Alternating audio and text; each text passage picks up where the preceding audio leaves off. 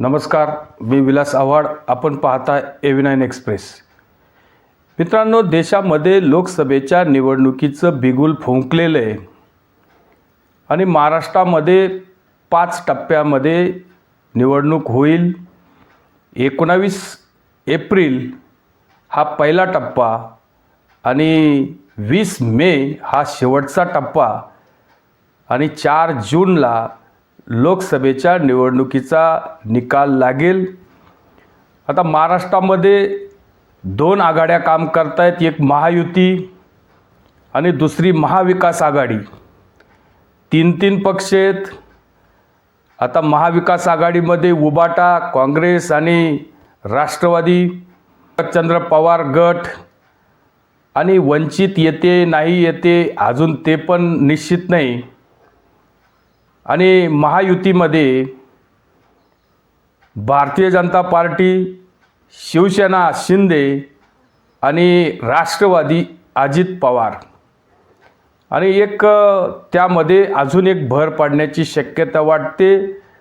राज ठाकरेंची मनसेसुद्धा महाराष्ट्रामध्ये महायुतीमध्ये येण्याची शक्यता वाटते. अमित शहांची त्यांची दिल्लीमध्ये राज ठाकरेंची भेट झाली आणि अधिकृतरित्या अजून त्यांची घोषणा होणं बाकी आहे.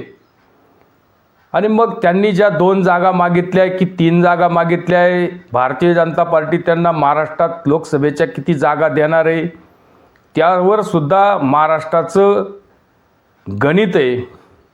आता भारतीय जनता पार्टीने राज्यामध्ये 20 जागा त्यांच्या पारंपरिक जाहीर केल्या आहे आणि बाकीच्या कुठल्याच पक्षाने अजून तशा काही घोषणा केल्या नाही.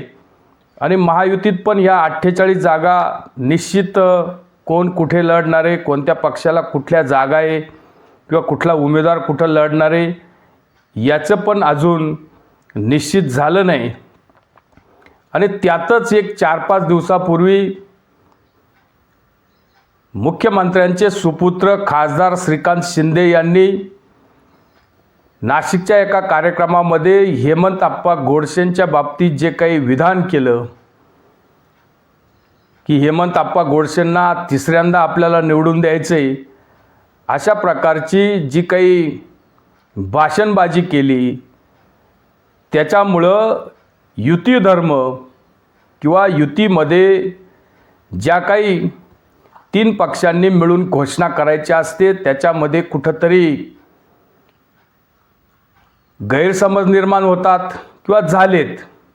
आणि अशा प्रकारची घोषणा ही भारतीय जनता पार्टी आणि राष्ट्रवादी काँग्रेस अजित पवार गट यांना आवडलेली नाही.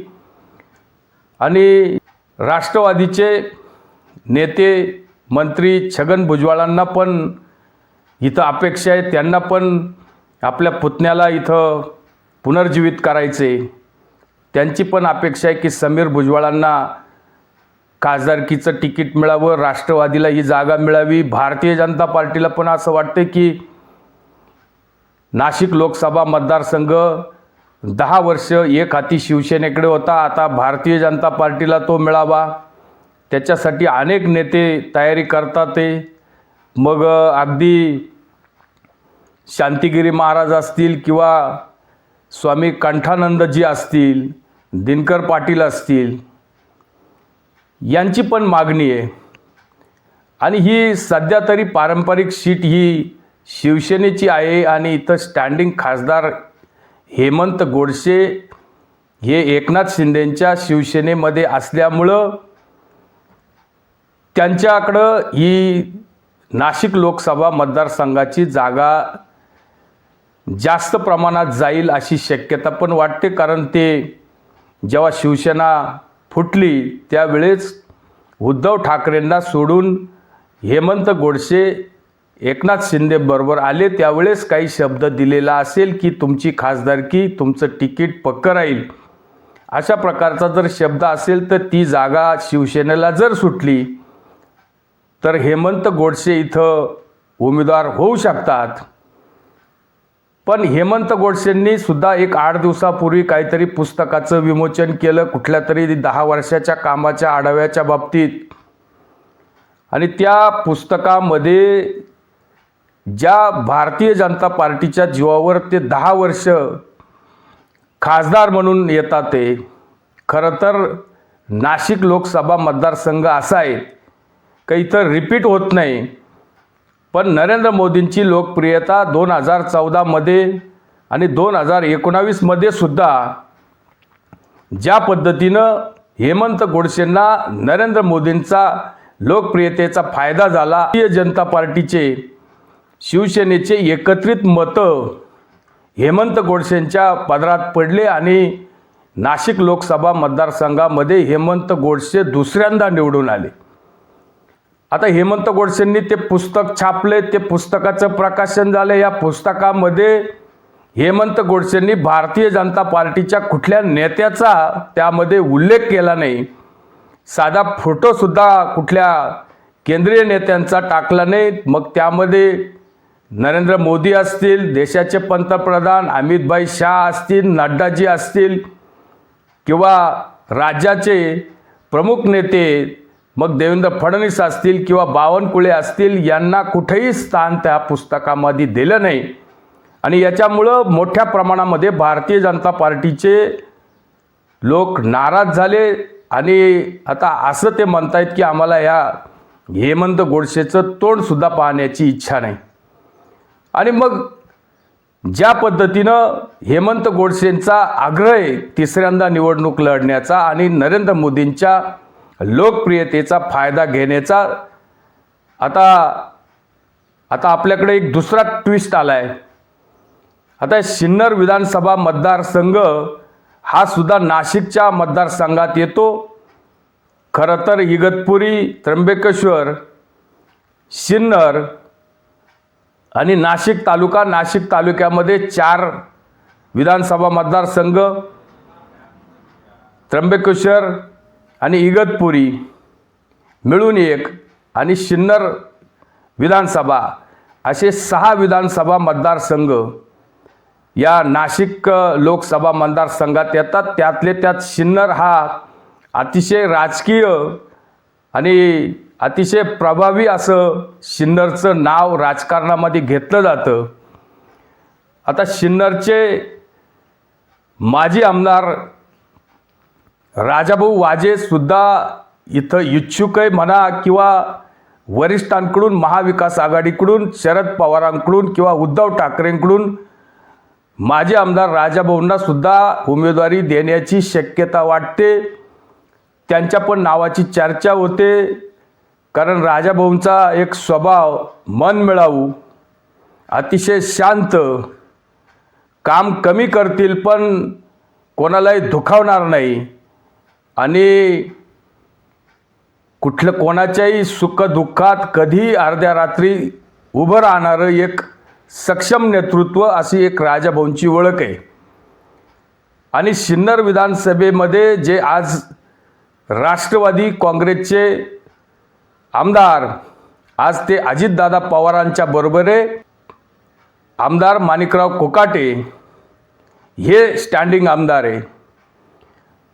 आणि राजाभाऊंना जर खासदारकीचं तिकीट महाविकास आघाडीकडून मिळालं तर लोकांची एक चर्चा आहे की ज्या पद्धतीने माणिकराव भारतीय जनता पार्टीमध्ये त्यांनी 2014मध्ये विधानसभेची निवडणूक लढली आणि राजाभाऊंनी त्यांना हरवलं, त्यानंतर जवळजवळ 4-4.5 वर्ष त्यांनी भारतीय जनता पार्टी सोडली नाही. पण 2019मध्ये त्यांची स्वतःची, माणिकराव कोकाटेंची भारतीय जनता पार्टीकडे मागणी होती की ही नाशिक लोकसभा मतदारसंघ भारतीय जनता पार्टीला घ्या आणि मला इथे भारतीय जनता पार्टीकडून तिकीट द्या 2019मध्ये. पण ती जागा शिवसेनेला सुटली, हेमंत गोडसेंना तिकीट मिळालं आणि माणिकराव कोकाटेंनी बंडखोरी केली. माणिकराव कोकाटेंना भारतीय जनता पार्टीने काढून टाकलं. पण माणिकराव कोकाटे यांनी अपक्ष उमेदवारी लढवली आणि मग सिन्नरमध्ये त्यांनी प्रचाराला सुरुवात केली आता सिन्नरचे आमदार त्यावेळेस राजाभाऊ वाजे होते. आता राजाभाऊंना असं वाटलं की माणिकराव आपले प्रतिस्पर्धी हे खासदार होता, ते आनंदाची गोष्ट आहे.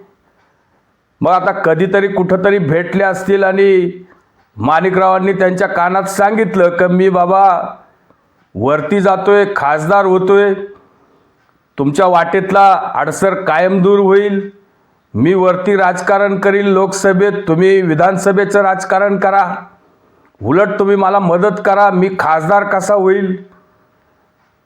आणि मग हे जे काही कानगोष्टी राजाभाऊंच्या आणि माणिकरावच्या झाल्या, त्यातून राजाभाऊंचे सर्वचे सर्व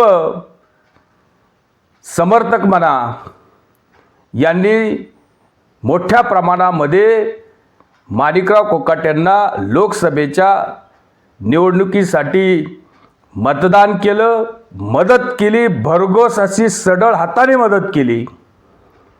आणि राजाभाऊ बाकी हेमंत गोडसेंच्या स्टेजवर असायचे, पण राजाभाऊचे समर्थक मतदार हे माणिकरावच्या पारड्यामध्ये पडले आणि 1,34,000 मतं माणिकरावला 2019च्या नाशिक लोकसभा मतदारसंघामध्ये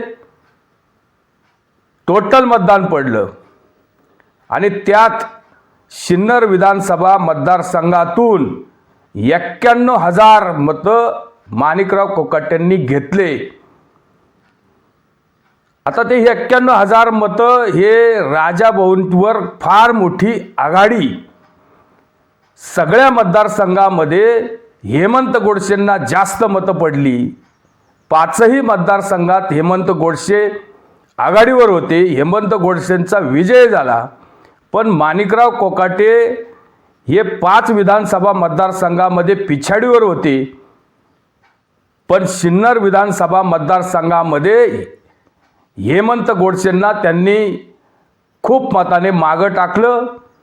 हेमंत गोडसेंना मागं टाकलं असं जे आपण म्हणतो, पण खरं तर माणिकराव कोकाटेंनी त्यावेळेस राजाभाऊ वाजेंना मागं टाकलं असं सुद्धा म्हणता येईल. अर्थात त्यावेळेस माणिकराव कोकाटेंचा पराभव झाला. पण 4 महिन्यांनी येणाऱ्या विधानसभा मतदारसंघामध्ये, सिन्नर विधानसभा मतदारसंघामध्ये त्यांनी राष्ट्रवादीकडून आपली उमेदवारी जाहीर केली, राष्ट्रवादीत प्रवेश केला. आणि मग परत शिवसेना वर्सेस राष्ट्रवादी, राजाभाऊ विरुद्ध माणिकराव असा संघर्ष उभा टाकला. त्यावेळेस माणिकराव कोकाटेंना तालुक्यातून 60% जवळजवळ ते 70% मतदान पडलं. माणिकरावचा उत्साह वाढला आणि माणिकरावांनी विधानसभा लढवण्याची तयारी घोषित केली. आणि तिथंच राजाभाऊंचा कार्यक्रम झाला. राजाभाऊंनी सढळ हाताने माणिकरावांना मदत केली आणि माणिकरावांनी बाकी त्यावेळेस विधानसभा लढवून राजाभाऊंचा पराभव केला. आताही तशीच सिच्युएशन आहे. आता जर राजाभाऊंना जर खासदार व्हायचे आणि खासदारकीतून त्यांना त्यांचं मताधिक्य बघायचे सिन्नरमधलं, की सिन्नरमध्ये आपण कुठं आहे, सिन्नरमध्ये किती लोक आपल्या बरोबर आहे, उद्या आपण खासदारकी लढू, खासदारकीमध्ये किंवा लोकसभेच्या निवडणुकीमध्ये विजय होईल किंवा पराजय होईल, जे काय व्हायचं ते शेवटी मतदार राजा ठरवत असतो. आपण 5 वर्ष आता सत्तेत नाही आहे, आपल्याबरोबर संघटन कमी आहे, पण आपण मतदारसंघामध्ये आपल्याला 4 महिन्यांनी जर विधानसभेमध्ये निवडणुकीमध्ये सामोरं जायचं असेल, ती आपल्याला ही एक लिटमस टेस्ट खासदारकीची लढून आपण आपलं ज्या पद्धतीने माणिकरावांनी स्वतःची टेस्ट सिन्नरमध्ये करून घेतली, त्या पद्धतीने राजाभाऊ सुद्धा करू शकतात आणि सिन्नरच्या लोकांनी जर सिन्नरकर एक किंवा आपल्या सिन्नर तालुक्याचे माजी आमदार राजाभाऊ वाजे हे नाशिकचे खासदार होत आहे म्हणून सर्वच लोकांनी राजाभाऊंना भरघोस मतं जर दिली तर राजाभाऊ कदाचित निवडून सुद्धा येतील. पण दुर्दैवानं राजाभाऊंचा जर पराभव झाला तर राजाभाऊ 4 महिन्याने माणिकराव कोकाटेंच्या समोर विधानसभेची आमदारकीची निवडणूक लढण्यासाठी सज्ज होतील. तेव्हा माणिकरावांची जी काही इतिहास आहे त्याची पुनरावृत्ती राजाभाऊ करतील का, हा खरा कळीचा मुद्दा आहे. आता या सगळ्या गोष्टी जरतरवर अवलंबून आहे. राजाभाऊ अतिशय शांत स्वभावाचे, माणिकराव कोकाटे कधीतरी फटकळ पण बोलतात, पण माणिकराव कोकाटेंकडं कार्यकर्ते सांभाळण्याची एक कला आहे. ते कार्यकर्ते सांभाळतात, कार्यकर्त्यांचे कामं पण करतात. बोलून कदाचित फटकळ आहे, कदाचित लोकांना त्यांच्या बोलण्याचा राग पण येतो, पण तसं राजाभाऊ हे कोणाला कधी वाईट बोलत नाही. त्यांच्याकडे जास्त कामाची लोक अपेक्षा पण करत नाही. लोकांना राजाभाऊंचा स्वभाव आवडतो, लोक त्यांच्याबरोबर जोडले जातात. पण राजाभाऊंच्या या सगळ्या त्यांच्या 5 वर्षाच्या आमदारकीचा त्यांना किती फायदा झाला, काही लोकांनी, थोडक्या लोकांनी त्यांच्या आमदारकीचा फायदा घेतला. आज ते लोक त्यांच्याबरोबर सुद्धा नाही आहे. या सगळ्या गोष्टी सिन्नरच्या राजकारणात आपण बघतोय. आता येणाऱ्या काळामध्ये नेमकं खासदारकीच्या इलेक्शनमधून आमदारकीचं स्वप्न राजाभाऊ पूर्ण करतात आहे का, की राजाभाऊ खासदार होऊन दिल्लीला जातात आहे का, किंवा माणिकराव कोकाटेंचा प्रतिस्पर्धी दिल्लीला जाऊन कायम आपण आपलं रान मोकळं होतंय का, असे प्रश्न असंख्य सिन्नरच्या मतदारसंघामध्ये जनतेच्या मनात आहे. थोड्याच दिवसात हे सगळ्या प्रश्नांची उत्तरं मिळतील. आपण वाट पाहूया. तुर्तच आपण थांबतोय. व्हिडिओ आवडला असेल तर लाईक करा, शेअर करा. धन्यवाद.